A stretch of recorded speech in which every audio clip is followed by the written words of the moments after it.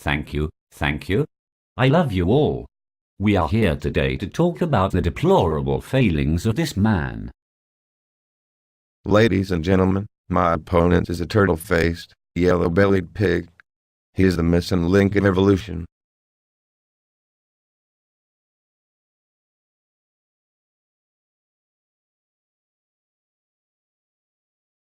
One score and 12 years ago, a great man was elected to office.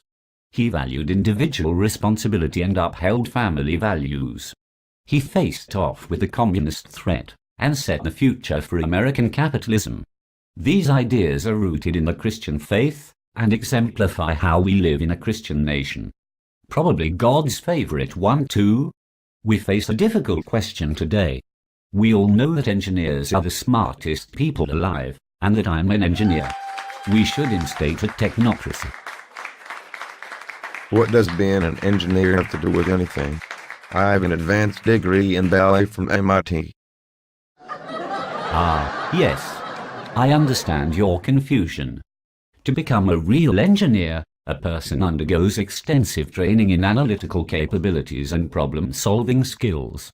This makes us the most highly suited to make difficult decisions. We know how to use science to find all of the answers. I am humbled by the awesomeness of your profession. Nevertheless, I am not sure that science can provide all of the answers. What about morality?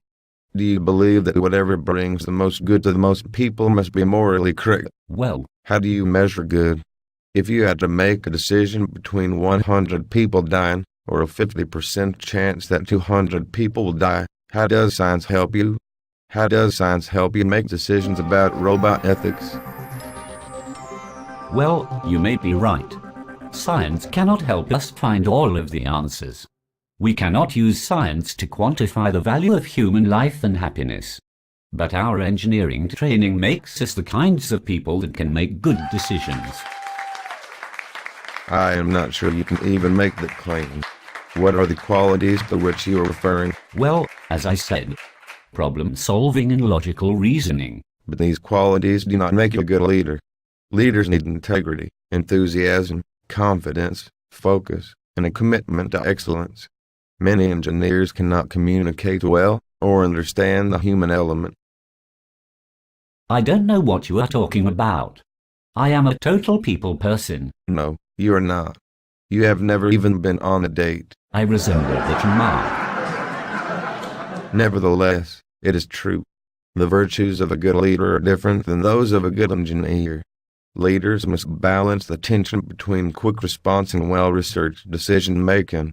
They must balance recklessness and cowardice to achieve courage. Engineers have no inherent skills in this department. Very well.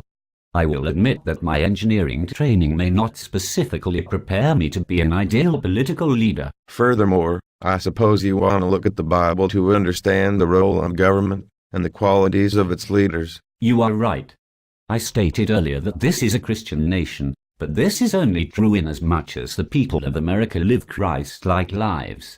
We have a government by the people, for the people, but their power is instituted by God. Are you saying you do not believe in a wall of separation between church and state? Of course not. I only believe in a wall of separation between power and you. As institutions, church and state are separate and distinct. However, an individual's faith affects their lives and everything they do.